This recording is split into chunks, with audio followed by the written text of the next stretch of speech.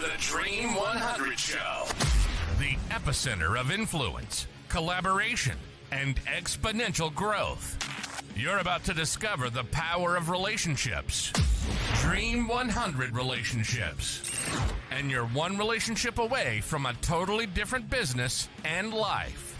This is your host, Michael Tesner.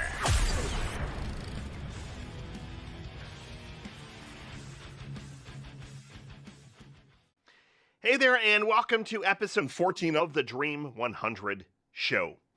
Today's episode will be the last one published in 2023. So what I wanted to do was talk about some of the trends and some of the different things that you're going to want to keep in mind as we walk or run into the upcoming year. Now, some of these are going to be things that you've already heard before, but my goal is to kind of spark your curiosity a little bit and really to start getting you to think a bit outside of the box. So as you know, I've talked a lot about executing the Dream 100 in tandem with guerrilla marketing strategies. My background being guerrilla marketing and obviously Dream 100. So as you start to hear these different trends and things, it doesn't mean that you have to go and execute all of them, but look at as you're executing your Dream 100 strategies that you can maybe move in one direction, or pivot over in this direction, or test out this new tactic or technique. So I'm going to start with the one that everyone's always talking about. It's the number one thing that you're hearing on all things business, marketing, etc., and that is AI. So AI is that trend that cannot be ignored. And if you're only at the place where you're using a tool like ChatGPT and you think you're executing AI, you are sadly mistaken. There are so many different aspects to AI. It's not just creating content, but the ability to analyze video and audio and pictures and create marketing campaigns and analyze data. There's just an unlimited amount of things that you can currently do with AI. So what I want you to look at is, are there some things in your day-to-day execution of the Dream 100 where AI could help amplify? So I've talked in the past of leveraging AI to help with your content creation. But what about taking responses that you're getting from people and then having AI start to analyze the data for you to then recommend other email subject lines or other social media content based on things that people are replying or not replying to? You can leverage AI to not just create the content, but to feed you back data. And as you know, this is all about extreme personalization and methodical execution of daily singles. But if you're not feeding back data of what's working, what's not working, if you go too far in posting a certain type of content or a certain type of email and you get 0 replies for 45 days, but you could have fed some of this back into various AI tools to have you pivot a little bit, you're going to be behind the 8 ball.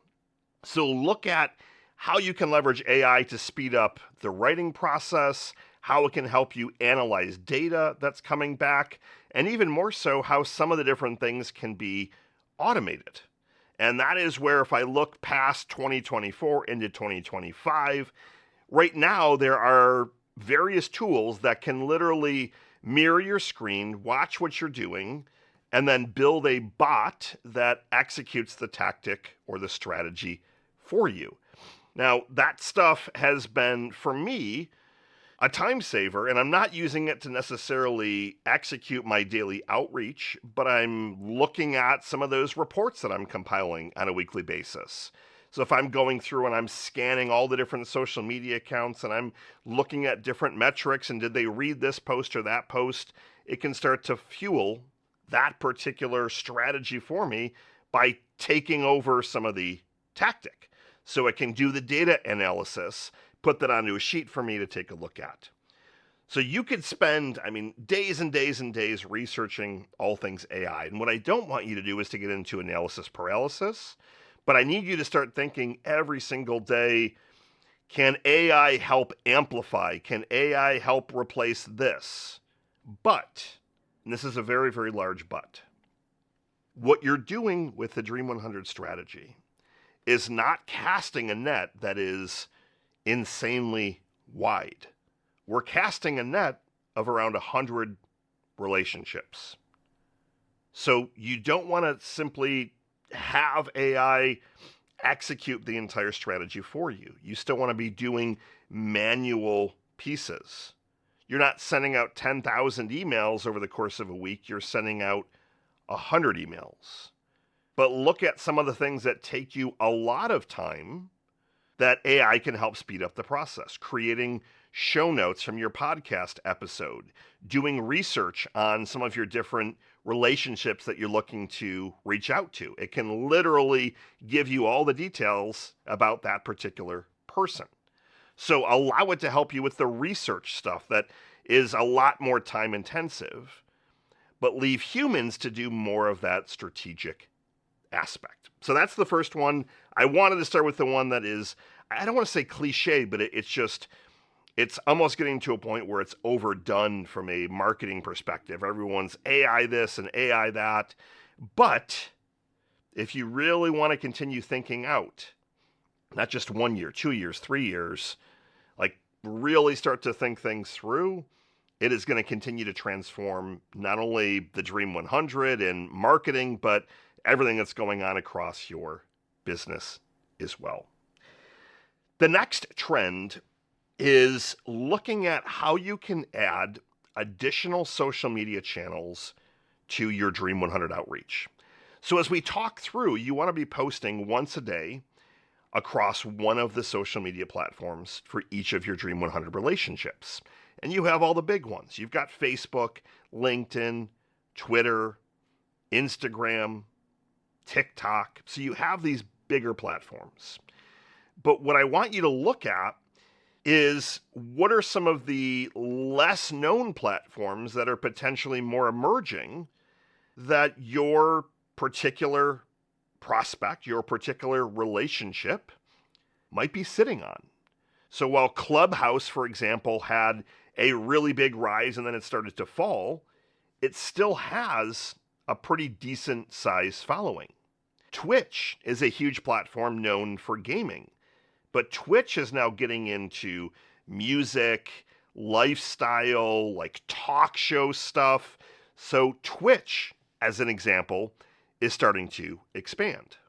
You have other platforms like Discord and Telegram, which largely were being used for things like NFTs and crypto, but now they're becoming more and more mainstream.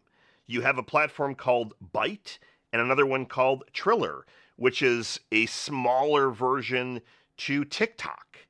You have another one called Caffeine. You have another one called Vero. Like there are lots and lots of different platforms.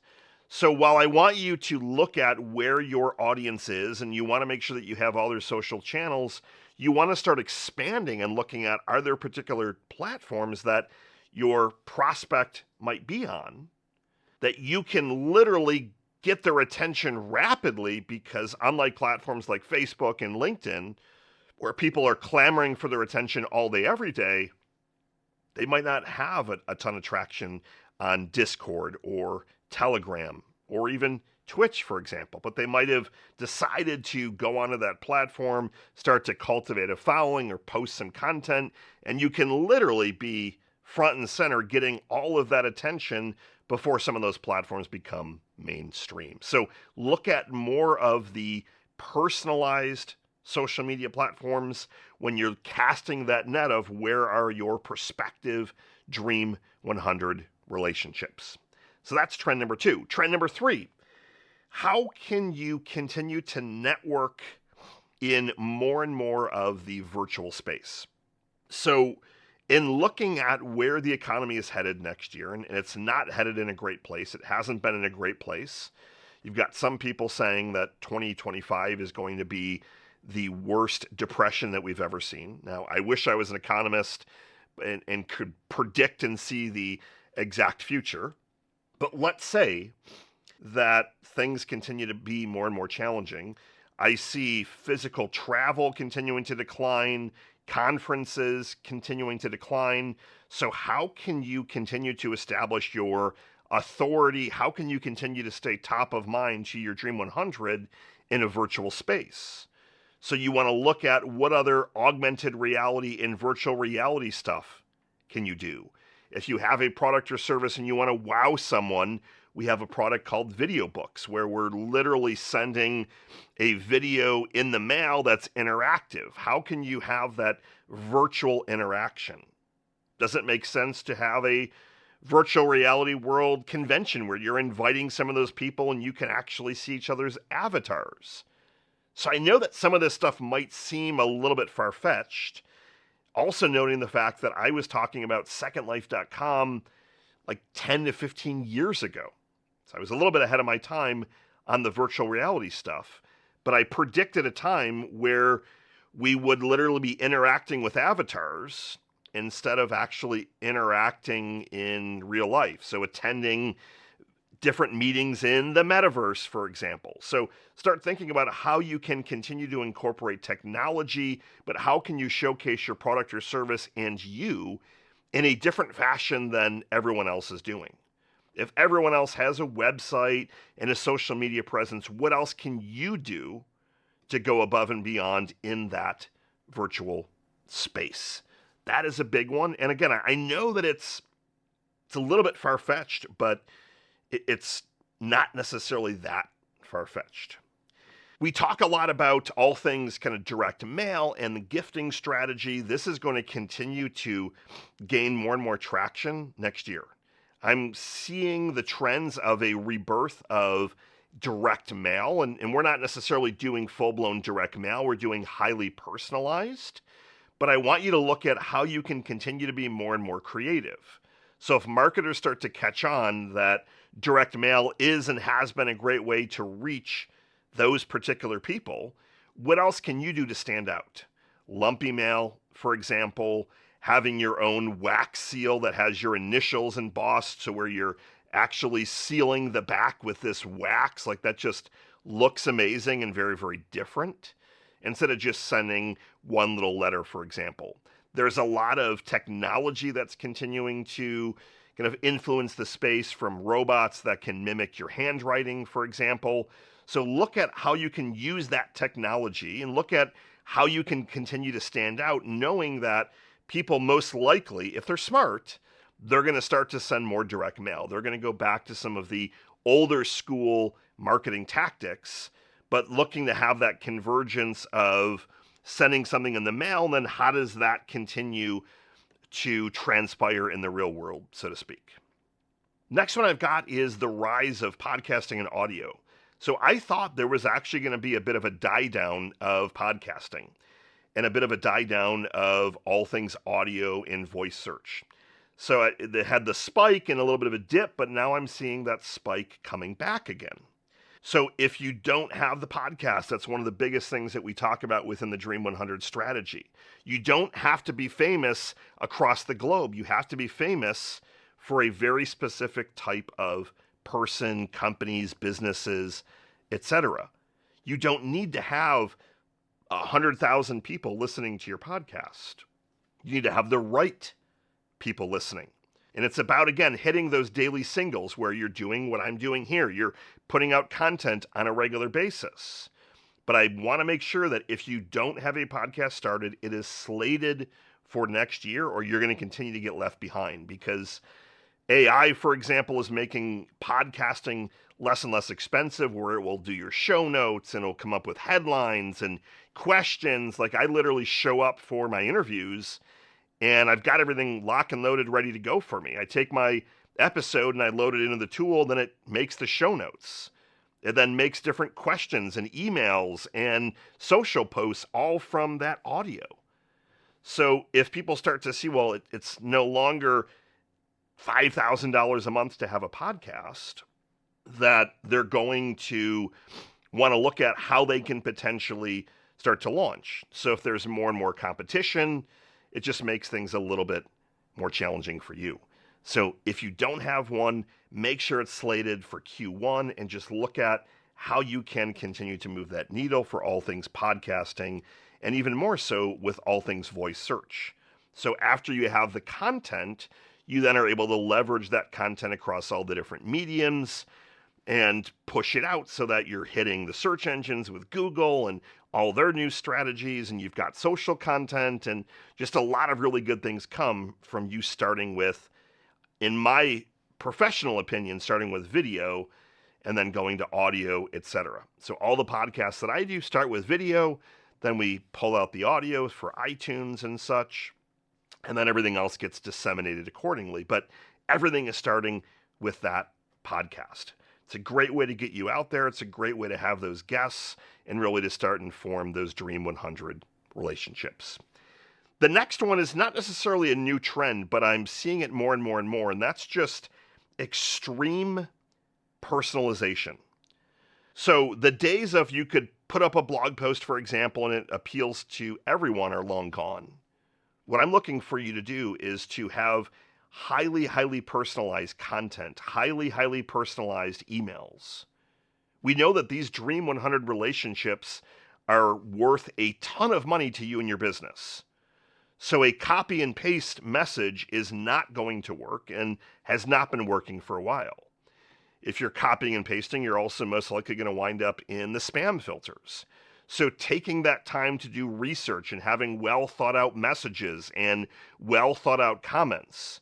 We were testing earlier in the year of leaving shorter comments. Now we've actually moved to leaving comments that are 2 or 3 times longer than we normally were doing, to just show that we've actually read what they posted. We came up with a thoughtful comment. We read some of the replies so that we start to get noticed a bit more. So all things extreme personalization by way of content, emails, follow-up, gifting. Like, that's why I talk about a highly personalized gift. Don't just go buy, $125 Starbucks gift cards. What's the local coffee shop that they like to go to a couple of times a month?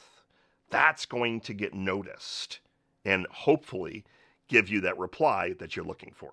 The last one that I wanted to throw at you is nothing magical. It's not AI or hyper-personalization or the algorithms on social media, but it's all about being real and authentic. When I look at what marketing messages are cutting through the noise, it is those entrepreneurs rather, that they're being real, they're being raw, but they're also people that are standing up for a message. One of my favorite mentors is a guy named Garrett White, and I use his teachings every day. I think his marketing is some of the best I've ever seen. He is absolutely phenomenal. And among the thing that I like the most was that his willingness to invest money to put out his message for years and years and years. So time and money, putting millions of dollars behind a message that he felt was true, regardless of what everyone else thought or thinks. It's very easy to kind of convey to mainstream media, conform to mainstream media. It's much harder to take a stand for what you believe in. For example, I firmly believe that marketing is the most important function in business, and it's also the number one thing that will make or break everything else that you do, period. It's not your product, your staff, your core values, your strategy. It's not you. It's marketing, period. Now, a lot of people will disagree with me on that, and they'll say, well, you need to have all these things done, or if your profits aren't there, like it's the cash flow. There's not one challenge that more efficient marketing, which then leads to relationships, which leads to sales, can't solve. You need better staff. You need more customers. You get more customers by way of marketing, period. Like, you need to grow your sale. Like, it all comes back to marketing. So for me to make sure that I am being authentic is key. So the age of continuing to document, and that's why I'm actually documenting how I'm relaunching the Dream 100 company, essentially from scratch, not from scrap, but like redoing it essentially. and I'm documenting that live is one of my ways to be completely authentic. I could say I'm making tens of millions of dollars with the Dream 100 company. For myself, that would be completely inauthentic. So these so-called gurus, for example, that are not authentic, that stuff is just continuing to be over and done with. The FTC, for example, is coming down on people that are making crazy income claims. You have to be the authentic entrepreneur. Take a stand for what you believe in, put out really great content, and you'll start to attract, and the right people will start to resonate with your message.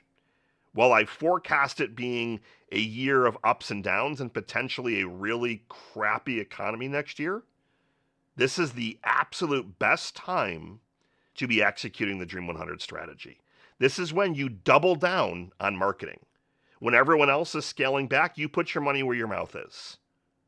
Literally, this is the best time in history to ramp up your marketing, and it's exactly what I am doing and what we are prepared to do all year long. We're hiring more people in corporate marketing. We're tripling down on our content creation. We're adding another video studio. We're going to write 10 to 12 books next. We're going to go full guns blazing, all in on marketing. And the Dream 100 is at the core of everything that we're doing. Grateful that you've been tuning in the last couple of months. This is the final episode of 2023. Hope you have a wonderful remaining last couple of days of the year, and I will see you back in 2024. Michael Tasner signing off. Good morning, good afternoon, and good night. See ya.